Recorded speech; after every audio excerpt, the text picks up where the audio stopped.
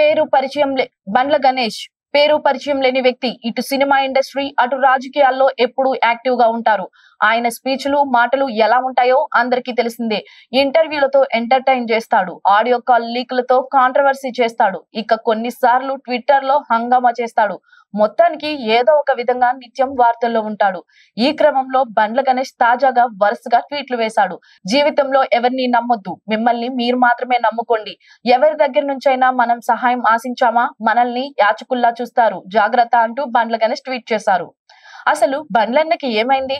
తన దేవుడు పవన్ కళ్యాణ్ ఏదైనా అన్నాడా? ఎవరైనా అవమానించారా? ఇండస్ట్రీ జనాలు మోసం చేశారా? పొలిటికల్ గా ఏమైనా జరిగిందా అంటూ జనాలు మాట్లాడుకుంటున్నారు. బండ్ల గణేష్ అయితే ఇకపై పాలిటిక్స్ కు దూరంగా ఇండస్ట్రీకి దగ్గరగా ఉంటానని అన్నాడు. ఇలా ఎన్నో సార్లు మాటలు చెప్పి తప్పాడు. కానీ కట్టి కాలే వరకు కాంగ్రెస్ ఫాలోవర్ గానే ఉంటానని అన్నాడు.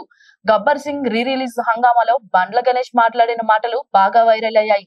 కానీ ఇంతలోనే ఇలా బాధపడుతూ ట్వీట్లు వేస్తున్నాడు. మరి బండ్ల గణేష్ ఇప్పుడు సినిమాలు చేస్తాడా? అతనికి హీరోలు డేట్లు ఇస్తారా? ఇలాంటి కాంపిటీషన్ లో అసలు బండ్ల గణేష్ నిలబడతాడా? ఆడియన్స్ టెస్ట్ కు తగ్గ సినిమాలు నిర్మిస్తాడా అన్నది చూడాలి.